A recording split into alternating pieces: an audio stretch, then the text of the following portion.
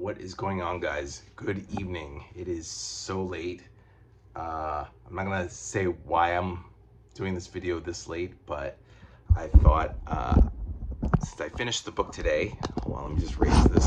Since I finished the book today, I figured you guys deserve to hear the review of Captain America Volume 13, Justice is Served.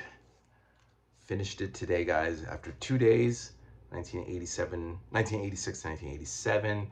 More Mark Gruenwald goodness, including J.M. DeMatteis and Paul Neary, Mike Zeck, Kerry Gamble, and Tom Morgan on pencils. So, as the title suggests, guys, Justice is Served is the storyline where the Scourge of the Underworld decides to pretty much get rid of a lot of C and D list villains. And this occurs in 318, 19, and 20 of Captain America. And also some miscellaneous issues. Marvel Fanfare number 29. And also some excerpts from different comics where Scourge made his appearances and killed off some villains. And to be perfectly honest, guys, I wish the body count had been bigger. Like, I wish there had been more villains getting killed off. I thought it was just such a cool, neat, novel idea. And this was all conceived by Mark Gruenwald. And over the course of 1 year, let me just straighten that out, guys. There we go. Over the course of 1 year, we got rid of quite a lot of villains. Marvel got rid of it. And really unique stuff, the way they got killed. Of course, in 319, the infamous Bar with No Name is the site of 18 villains getting slaughtered. Some familiar ones like Mirage and Cyclone and who was it? Firebrand, if anybody knows him from Iron Man. Of course, Wraith, Brian DeWolf in Amazing Spider-Man 278 was also killed, which that one kind of bothered me because here's a guy who comes to town to avenge the murder of his sister Jean, Captain Jean DeWolf, or maybe it's Jean DeWolf. No, it's Jean, Captain Jean DeWolf, because Jean would have been like Jeanne. Anyway, and he has psychic powers, and the dude just gets killed by Scourge. He's not even on Scourge's list. He comes to kill Hobgoblin, Flash Thompson as Hobgoblin, and ends up killing Wraith instead. It was kind of senseless and a bit of a bummer, and sad in a way for Wraith, for Brian DeWolf, to come to town to avenge his sister's murder only to get killed himself. That kind of sucks. What else? And then we have Hammer and Anvil getting murdered in Marvel Fanfare number 29, which was pretty interesting because Scourge disguises himself as a Native American Indian, has a powwow, manages to pacify the Hulk, and then bring Hammer and Anvil to attack the Hulk, only for them to get killed by Scourge. So it's pretty tricky, pretty interesting. Like Hammer, I think the black one got shot in the face, and then Anvil, because they're tied psychically with this chain, died because he can't live without Hammer. They can't live without each other. And that's the bulk of the storyline. And then, of course, it goes on to, the return of Flag Smasher in 321 and 322. Steve kills a terrorist, and now everyone's like, oh my God, Captain America killed a terrorist. He used a gun. Oh my God. And he's like, no. Okay. No. Somebody sent me a message. Drop down. And then he's like, no, but it becomes a thing where everyone's just like, you killed someone, Captain America. Didn't you just shoot someone? Didn't you kill a guy? He's like, yes, but that's not me. That's not the message I want to send.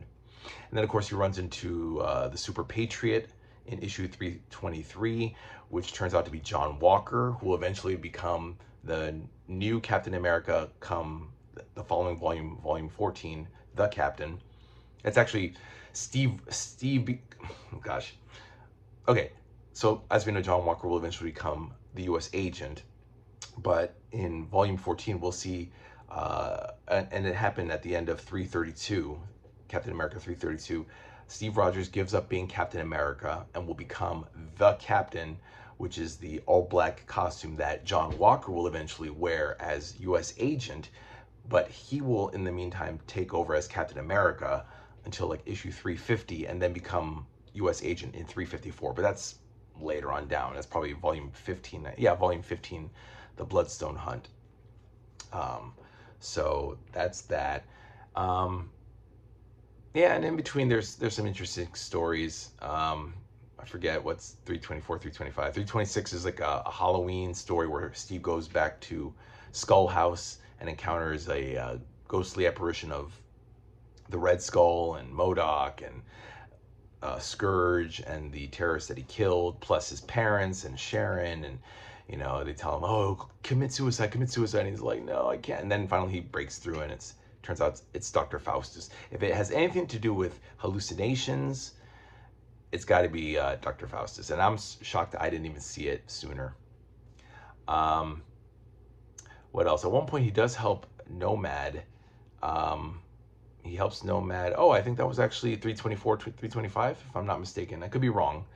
But I know at one point he helps Nomad down in Florida against this dude called the Slug. Yeah, I think that's what it is. I don't know. Check the communities tab, guys. I posted two. My thing was so long, guys. I had to split the rundown in two parts. So please be sure to like both and read them so you guys understand what happened in this volume. Yeah, I think 324, 325 involved the Nomad. Jack Monroe comes back and he has a mustache, but then he shaves it off because he's trying to infiltrate a yacht that's owned by a Miami drug dealer named the Slug. Ulysses X. Slugman, the Slug. Um, and yeah, 327 is the return of Super Soldier, Super Patriot, who nearly beats on Steve. And then today I read 328 through 332. And that introduces 328 introduces D-Man, Demolition Man, who is becomes a brief partner for Cap. He was Dennis Dunphy, who was the wrestler with Thing at the UCWF in the Things book, and now he's become a superhero. Kind of looks like a cross between Wolverine, like Wolverine's head, with Daredevil's old yellow and red costume from the early 60s when he first started out. And then, yeah, that goes from 328 to 331. And that involves the Power Broker, Dr. Carl Malus, and then Sharon Ventura, Ms. Marvel, the second Ms. Marvel, not Carol Danvers, but Sharon Ventura, who was in captivity. And as we all know, that in the 80s, around 87, she goes and joins the Fantastic Four for a couple of years. She becomes the She-Thing and all that. So this is where that goes, where it goes from Captain America to Fantastic Four. I'm talking about Ms. Marvel. If you look at volume 17, I believe it is, All in the Family, could be also volume 18, The More Things Change. But Cap is on the motorcycle with Sharon, and that's when he tries to touch her, like to say goodbye, and she's like, she pulls away because she was raped and sexually assaulted when she was in captivity with Dr. Mullis and the Power Broker. So that's a neat connection there. And yeah, 332 is the end of Cap's this volume, and also this Captain America's run. Steve Rogers as Captain America, Captain America No More. And so we are gonna go, guys, hold on a second, to volume 14. That leads to this one, where like I said, I guess this is going to be Steve as the captain, and John Walker is going to take over as Captain America, and he's going to forego Super Patriot, and then eventually he'll become U.S. agent. So yeah, this is going to cover 333 to 350 and Iron Man number 228. So that's a pretty nice thing there. See, check that out. Oh, I forgot to mention, at one point, he reunites with Bernie Rosenthal. I think maybe that was 324, 325. I forget. Sorry, guys, I totally forgot. But yeah, that was an interesting one, because The Buckies, who work with Super Patriot John Walker, are lawn burning. They're committing like lawn burnings on these foreign international students right near the campus where Bernie goes to. It just happens to be there. And oh no, that's 327. That was actually 327 where he visits Bernie, and it's also the Return of Super Patriot.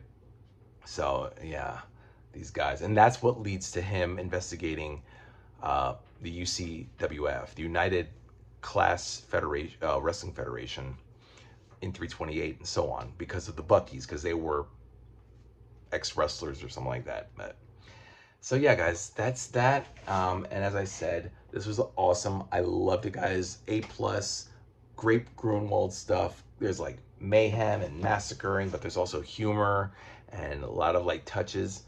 And this one is the next one, The Captain, guys, volume 14, covering 2 years, 1987 to 1989, Captain America 333 to 350, and Iron Man number 228.